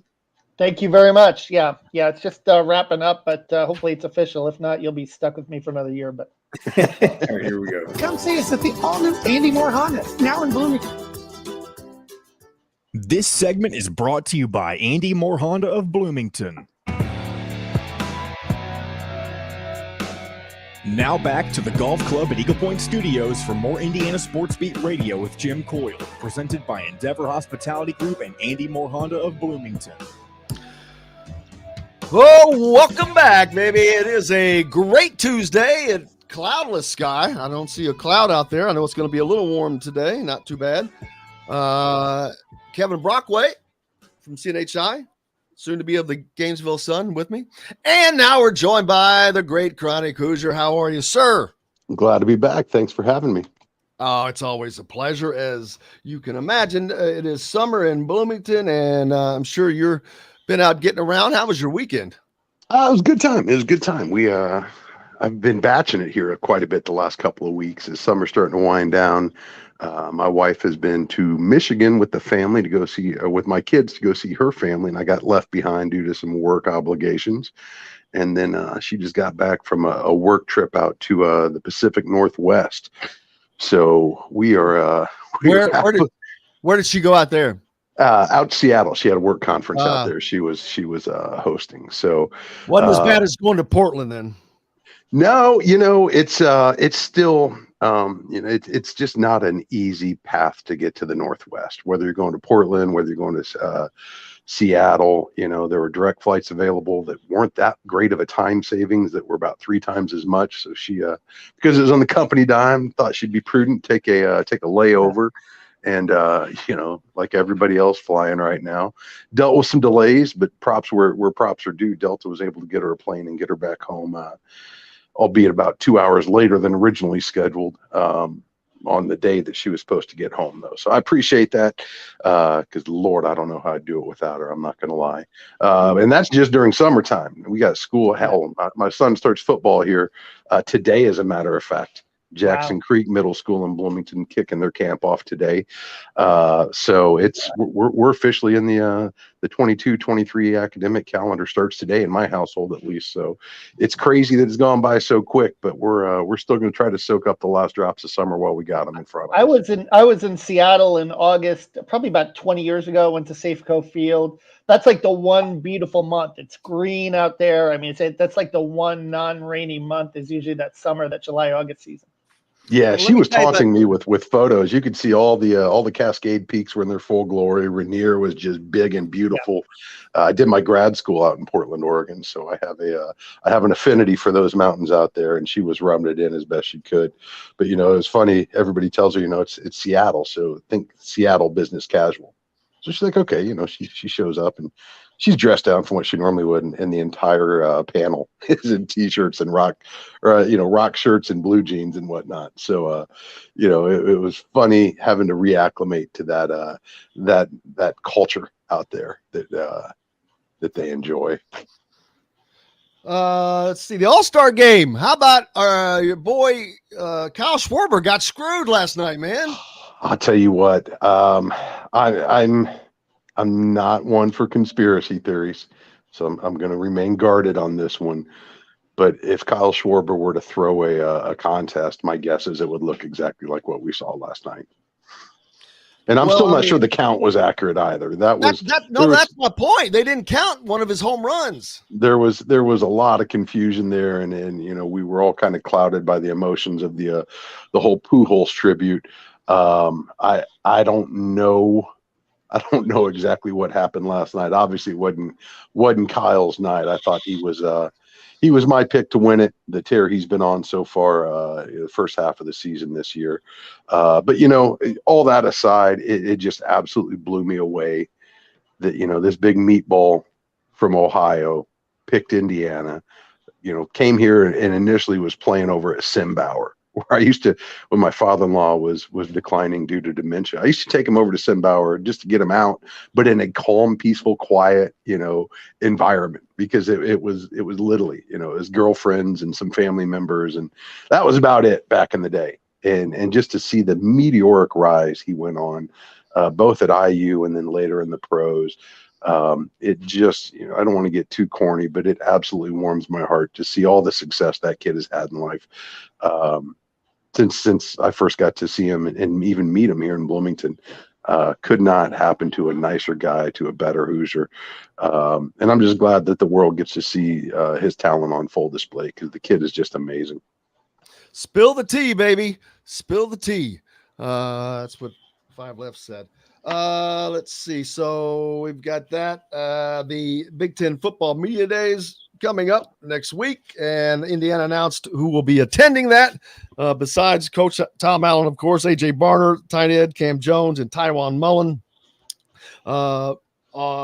Both defensive players there, Cam Jones, linebacker, and Tywan Mullen, All-American quarterback candidate. But it's so funny. Tywan Mullen, he's a senior now, although he would probably have another year, right, if he wanted to take it. But I think he's a senior. And I remember talking to him, Kevin and Chronic, when they were making the freshman football players available to us before the season.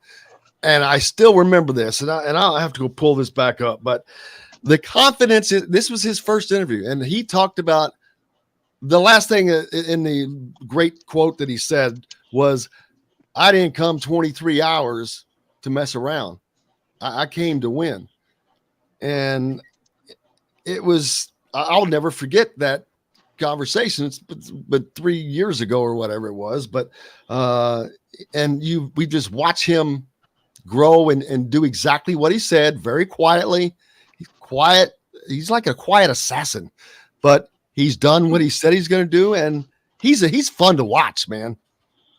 I'll tell you what, you talk about what a great human being Kyle Schwarber is. I have very similar feelings for Tywan Mullen. I've got a chance to work with him in a professional capacity on a couple of occasions. And, you look at the kids that come through here that represent the school, the community, and you could not pick a better ambassador for Indiana University, Indiana football.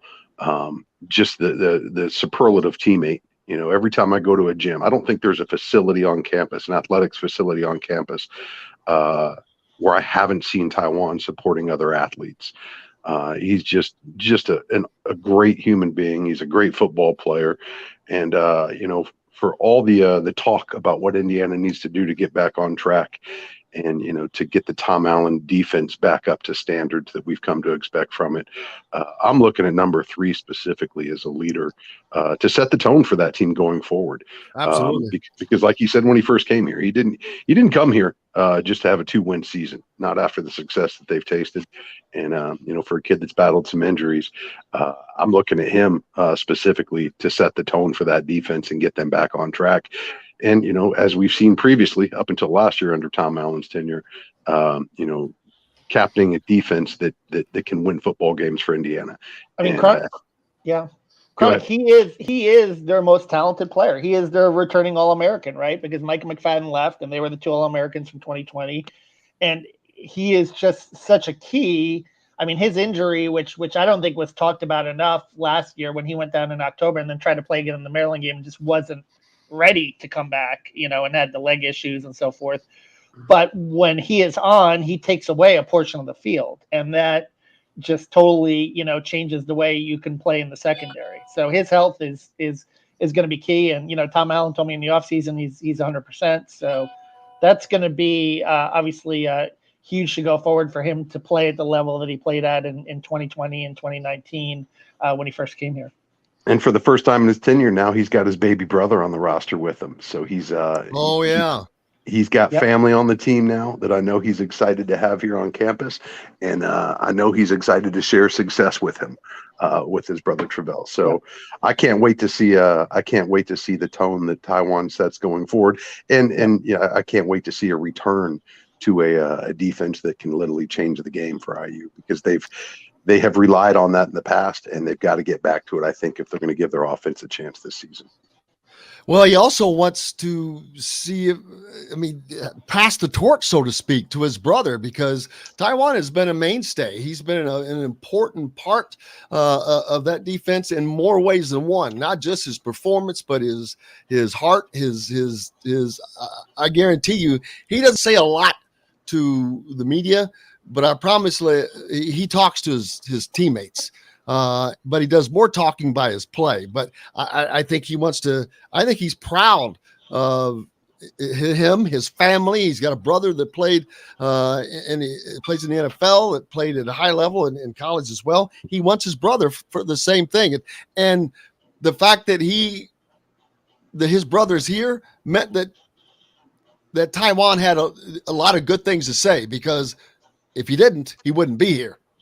Yeah, and we talk about his brother. It's all those Florida guys, quite honestly. They came up here because they saw opportunity in Indiana, and they take a lot of pride in their play. And just from talking, the conversation I've had with Taiwan, it's very clear that there's a lot of unrest in that locker room as far as the results that they achieved last season. And I know those guys, or at least as communicated to me, have taken those failures personally. And I wouldn't be surprised to see a marked turnaround on the defensive side of the ball, led by Taiwan and some of those upperclassmen there, because they had big expectations for themselves.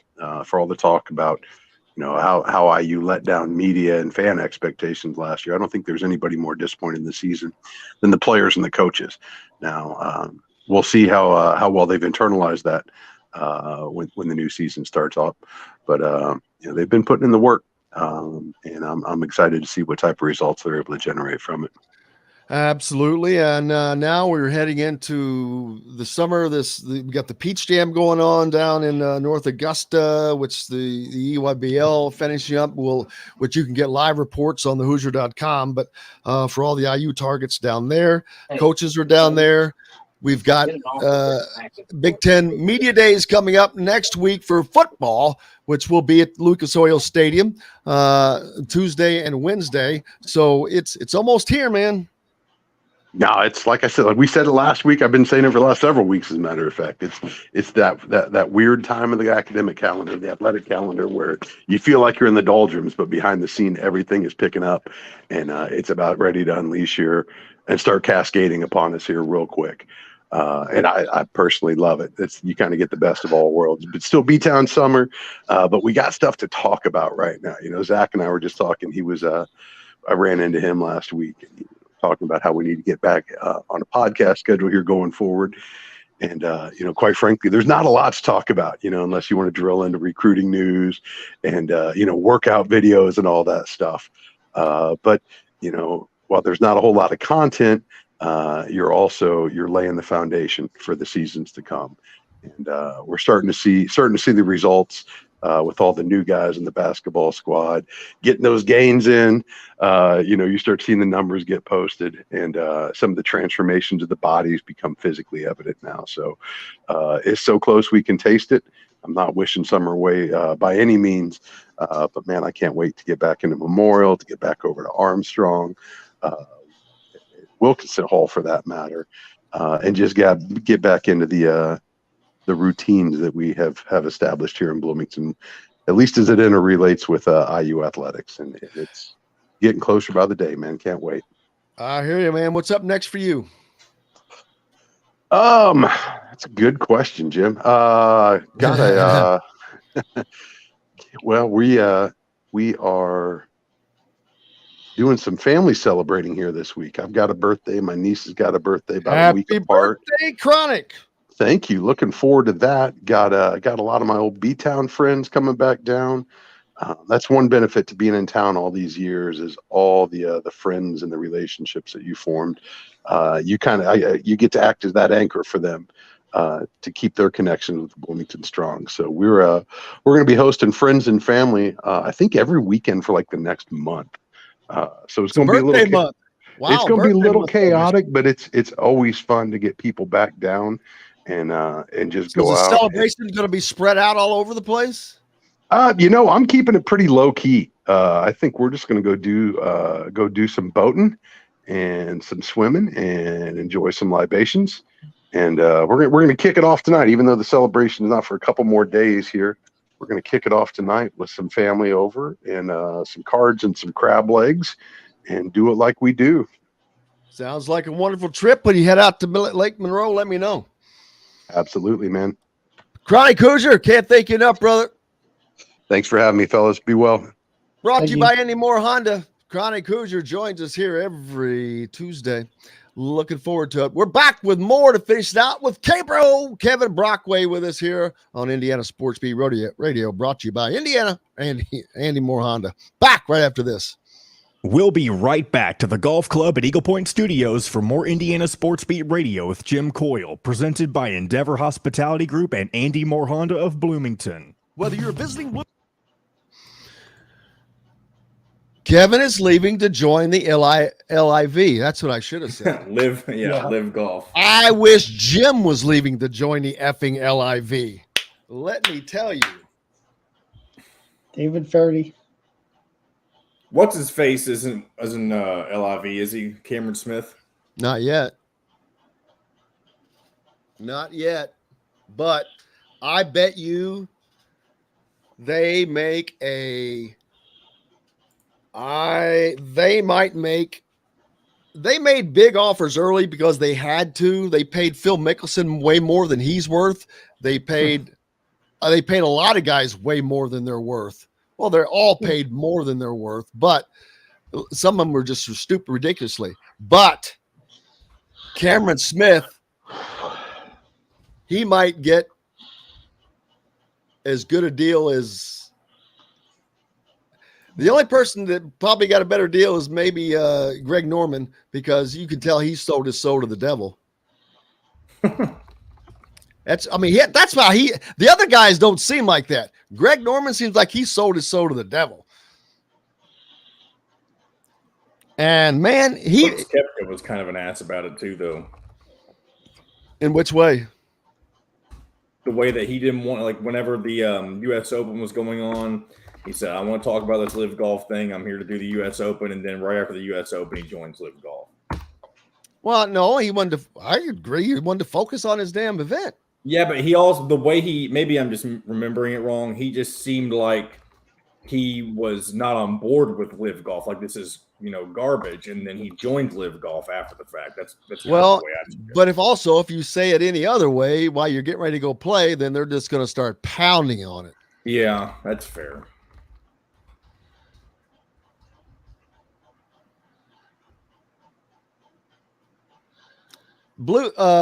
Pick Six Previews came out with their official, what they consider the Blue Bloods, Kevin. Okay. Eight schools. For football? Yeah, and some notables that did not make the top 8. They, after 170,000 plus votes, the results, this top 8 came out.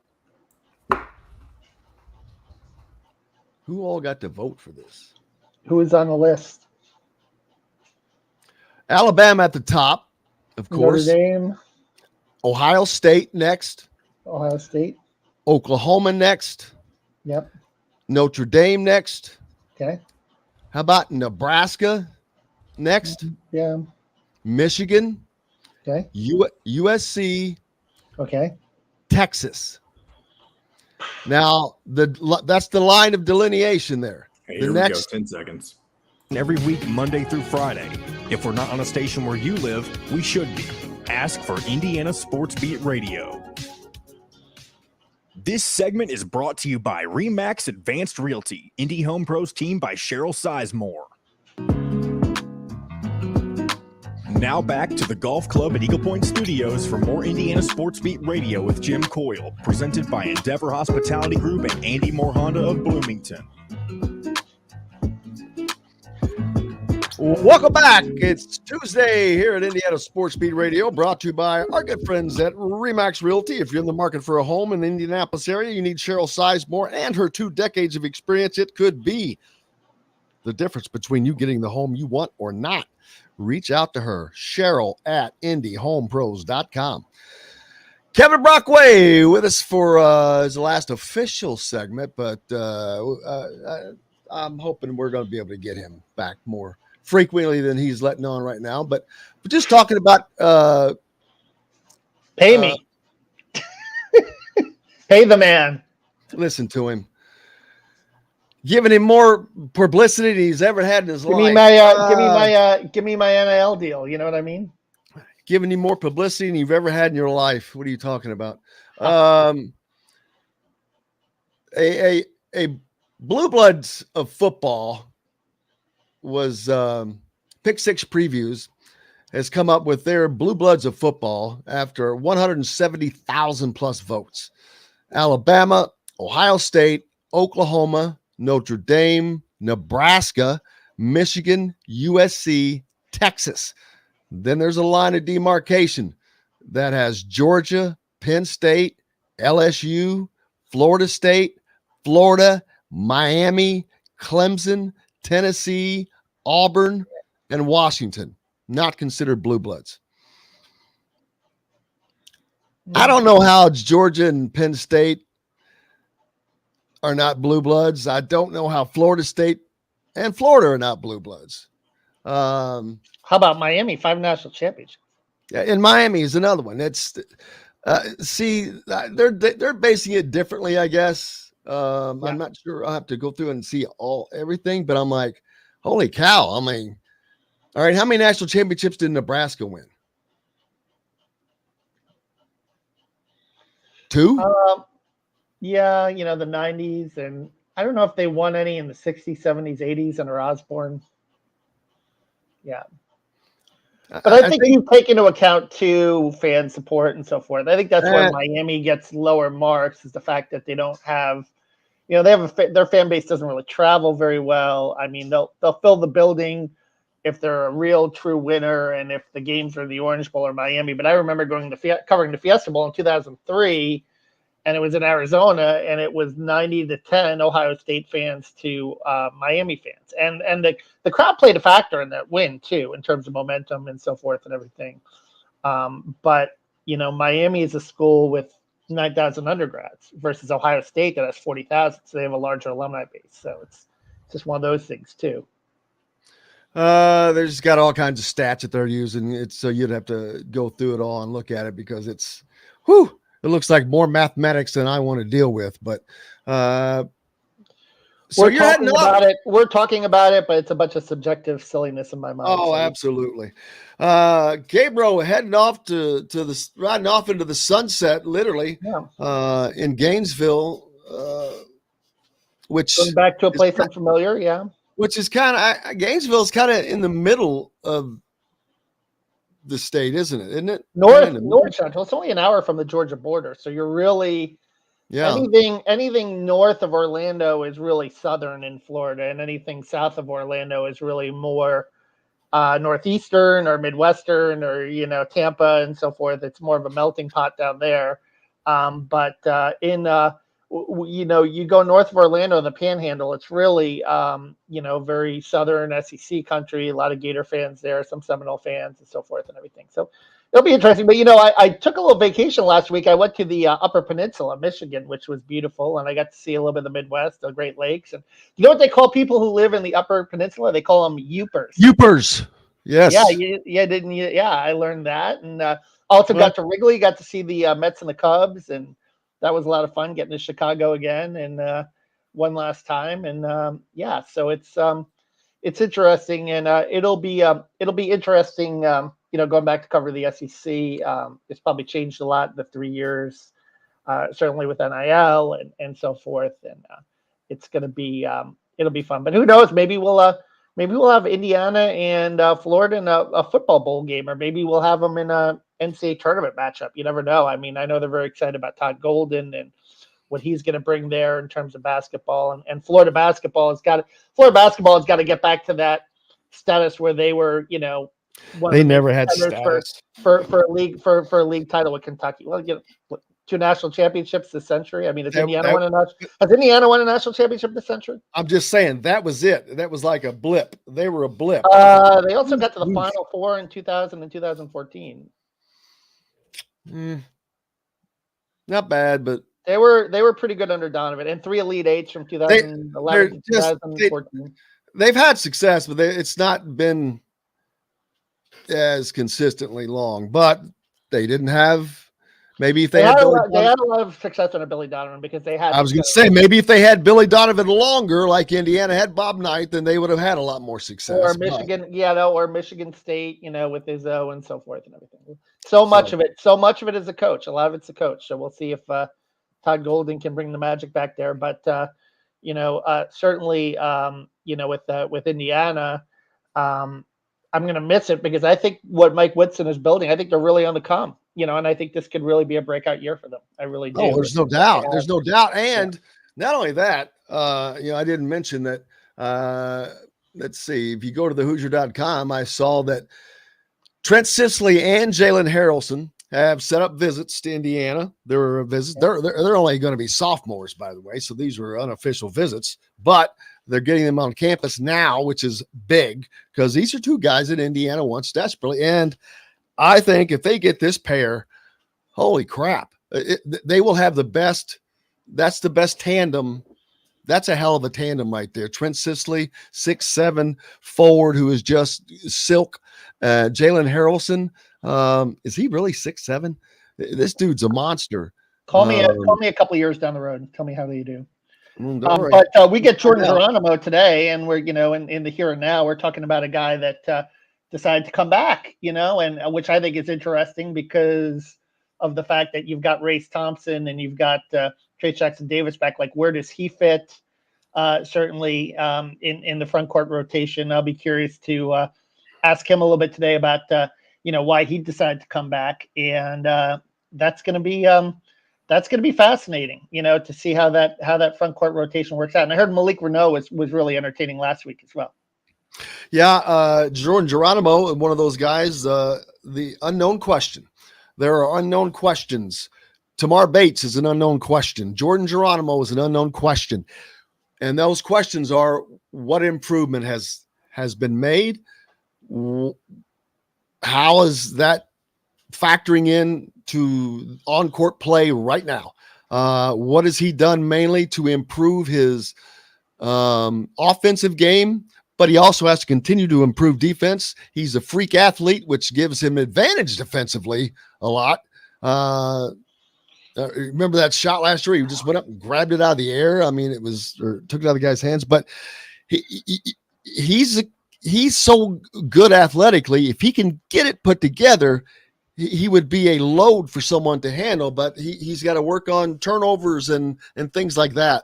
You could make the argument they don't come back from down 17 without Jordan Geronimo in that Michigan game, which would have shut them out of the NCAA tournament again. And you can make the argument that they don't beat Wyoming and Dayton without Jordan Geronimo. So, I mean, that tells you his value here or there. Now, the consistency is the next key, but he certainly stepped up in some big moments for Indiana, both offensively and defensively. And I think he's a guy on the come. And I think it says a lot about him that he's accepted this role, though, because there's some guys with his talent. If Race and Trace came back, they would say, hey, look, maybe I should go somewhere else where I could be a surefire starter. But he's accepted his role, and he's going to stick around and stick it out and stay the course. And you like to see guys like that get rewarded. And I think Jordan Geronimo is a guy that, we know the athletic gifts. He's got a 40-inch vertical leap and a little more consistently offensively taking care of the ball. That's going to be a big thing for him. But I think he's going to fit really nicely in with his with the Hoosiers this year and give you that depth that you're going to need to get through the Big Ten and hopefully make a deeper run in the NCAA tournament. Well, we'll certainly find out, but we'll get to talk to him today. Most importantly, we got to talk to you, man. But I like I said, this is officially the last time that you're scheduling. Hopefully you're going to the Big Ten Media Days next Tuesday, because we're going to be live there, and you can be with us then. And hopefully you can join us at the very least for a segment each week. Therefore, we'll get the day figured out, but we would certainly miss you. The people would miss you, man. They would miss K-Bro. We gotta have a dose of K-Bro. Yeah, it was nice to get those messages today, and it'll be nice to certainly get back down there, get reconnected with some family and friends down there. But it's been a blast. 3 years in Indiana has been a blast, and I appreciate the readers and listeners for all their support and their loyalty, and it's been a lot of fun. It's been a blast. And, I'll miss you, Jim, and the opportunity to be on this platform and on the show has been great. And hopefully I've added a little something along the way as well. I would miss you horribly. And I hate goodbyes. I don't like to do them. I don't like funerals. I don't like any of that stuff. So I hate it. So that's why I'm looking forward to hopefully having you on for a segment or whatever else, because I'm trying to be positive. I don't like to get sad. because it would make me sad. Yeah, absolutely. It wouldn't be the same without you. It's fun. You make it fun. You bring in great different viewpoints, and that's why people like you are important, because everybody doesn't think the same, and you can't. Especially the fans, they think pretty similar. So we have to bring the options, and you do a great job of that, man. And I appreciate everything that you've done for us. Yeah, but I'm very excited. I'm always going to kind of, in the back of my mind, you're objective and you're a professional observer, but it's always more fun to cover a team when they're winning. And from the outside, I'll be pulling for the Hoosiers a little bit. It'll be fun to watch them and see from afar if they can bounce back under Tom Allen and what they can build under Mike Woodson. And it certainly is a great athletic brand here, and it's certainly been 1 minute. been a lot of fun to be to see a different part of the country too, to see the Midwest and to see the Big Ten, and to learn about the culture and how it's different from the SEC. And I think that's been an interesting experience for sure. Well, brother, appreciate it. We got to wrap it up, and hopefully we will see you soon, but I'll see you next week, I think. But I hope everybody else has a great day. Big thanks to Mike DeCourcy, of course, to Chronic Hoosier, to Kyle Guy. You can go to the Hoosier.com, and that information will be up there for the Dizzy runs. We'll get that up there. But, man, it was another great, fun show full of everything. Happy birthday, Chronic. And most importantly, thanks to you guys. Without you, there's no reason for us to be here. Thanks to John, the producer, as well. But until tomorrow, I'm Jim Coyle. I will see you on the radio. Thanks for listening to Indiana Sports Beat Radio. Be sure to subscribe to our YouTube page for more clips and team coverage of Indiana basketball, football, and more. You can also find full episodes and tons of other content on thehoosier.com. We'll see you next time for another edition of Indiana Sports Beat Radio.